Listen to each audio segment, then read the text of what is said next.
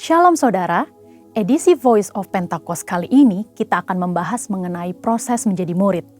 Sebagian besar dari kita pernah mengenyam pendidikan sebagai seorang murid. Siapa sih seorang murid itu? Ia adalah seseorang yang memiliki komitmen, kerendahan hati, dan keinginan yang kuat dalam dirinya untuk selalu belajar dan menyelesaikan tugasnya. Nah, seorang murid membutuhkan guru yang mampu menuntun dan mengajarnya, sampai murid itu menjadi ahli di bidangnya dan bisa menduplikasi apa yang pernah dibuat oleh sang guru. Tuhan Yesus ialah sang guru agung. Ia memerintahkan murid-muridnya untuk pergi ke segala bangsa, guna memberitakan Injil dan memuridkan orang-orang yang belum diselamatkan. Sebagai pengikut Tuhan, kita juga termasuk murid-muridnya yang bertugas melanjutkan pemberitaan Injil, menyebarkan kebenaran firman Tuhan untuk menuntaskan amanat agung. Memang tidaklah mudah dalam mengerjakan pemberitaan Injil. Maka dari itu, para murid memerlukan bantuan Roh Kudus untuk dapat menyampaikan pesan dengan hikmat. Roh Kudus akan menolong sehingga hal yang sulit itu dapat dikerjakan dengan baik. Sebelum mengutus para murid, Yesus memanggil orang-orang untuk dimuridkan sebagai proses persiapan. Mereka diberi pengajaran untuk dapat mengenal Tuhan dan kerajaan-Nya. Ada 3 hal yang perlu dilakukan untuk memastikan bahwa murid-murid siap melakukan tugas penting ini. Langkah pertama ialah mau menerima panggilan dan mengikuti Yesus. Siapa sajakah yang dapat menerima panggilan untuk mengikuti Yesus? Yaitu orang-orang yang berasal dari berbagai latar belakang berbeda, dipanggil untuk menjadi pengikut Tuhan Yesus, diperlengkapi dengan firman, dan diberi kuasa untuk melakukan tugas penyelamatan. Banyak orang muda yang beranggapan bahwa menjadi murid adalah sesuatu yang membosankan, karena banyak menekankan hal-hal batiniah mereka.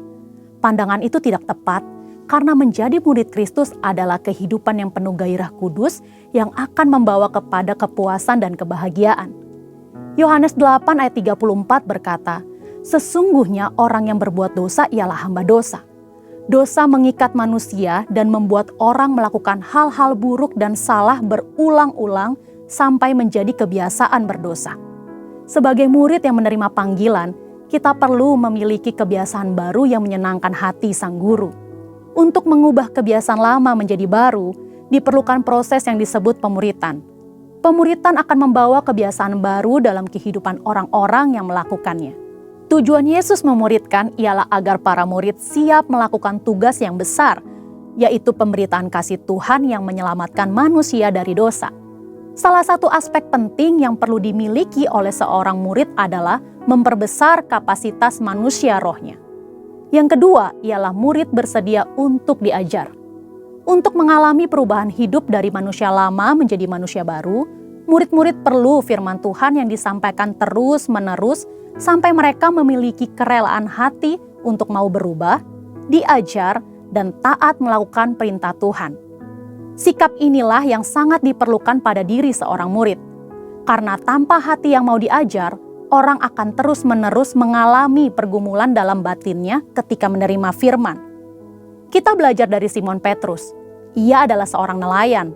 Tuhan Yesus berkata bahwa Simon Petrus akan dijadikan penjala manusia. Seorang nelayan menjadi seorang rasul, ini merupakan suatu lompatan yang sangat besar. Apa yang menjadikan Petrus bisa mengalami perubahan sebesar itu? Jawabannya adalah hati yang taat, mau belajar, dan diajar oleh kebenaran firman Tuhan yang didengarnya.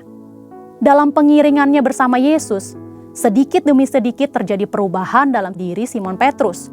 Firman Tuhan berkuasa mengubah hidup manusia dengan catatan orang tersebut membuka hatinya untuk mau diajar dan taat. Hal ketiga yang perlu dilakukan oleh seorang murid ialah bergantung sepenuhnya kepada Roh Kudus. Ini adalah aspek paling penting yang Tuhan Yesus ajarkan kepada murid-murid.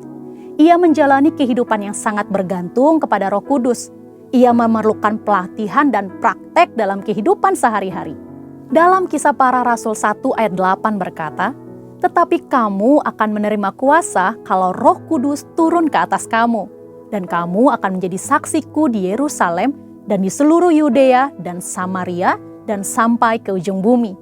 Murid-murid diajar mengenai mujizat, melihat Yesus melakukan mujizat, dan akhirnya mempraktekkan mujizat kepada orang yang membutuhkan. Inilah teladan yang Tuhan ajarkan untuk generasi saat ini. Dengan perkembangan informasi yang mudah diakses, generasi saat ini lebih suka melihat dan mencari figur-figur yang dapat mereka ikuti sesuai dengan keinginan mereka sendiri, yang belum tentu sesuai dengan kebenaran firman Allah. Seringkali hal ini mengakibatkan murid dengan mudah meninggalkan pemimpinnya. Hal ini merupakan salah satu wujud perubahan pada generasi ini.